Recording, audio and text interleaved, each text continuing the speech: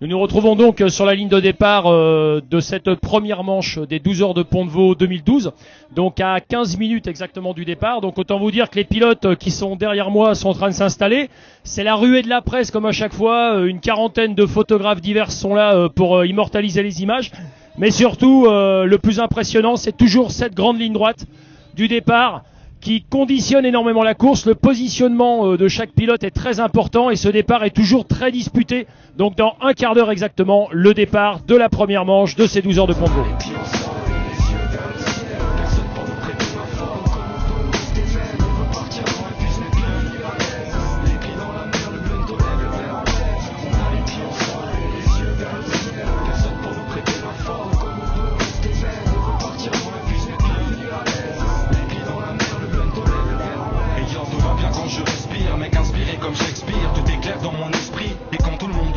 C'est bon de prendre du bon temps, profiter des bons plans, c'est bon quand la weed monte en même temps que le remontant. Le soleil au zénith entouré de bons amis, on pense aux ennemis, saper de beaux amis, on pose la nuit. Faut que j'évacue le stress, et dans le texte les ratures blessent. On veut être chef d'orchestre pendant que l'état de la nature vexe. Je rêve de changement, dans le sens du vent mec j'avance franchement. Et sans me vendre nos vies, prennent un sens second. On comprend tout donc on tente tout et de rien nous nous contentons.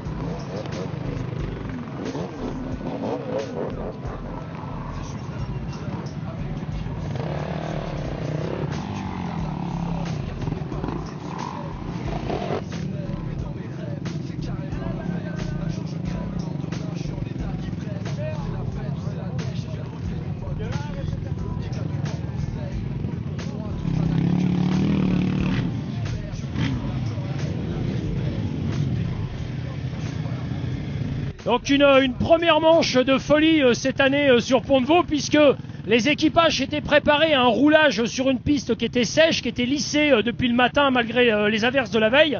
Et bien évidemment la pluie s'est invitée avec un orage relativement violent, donc beaucoup de flotte. De la flotte qui a complètement détrempé un circuit qui était très dur.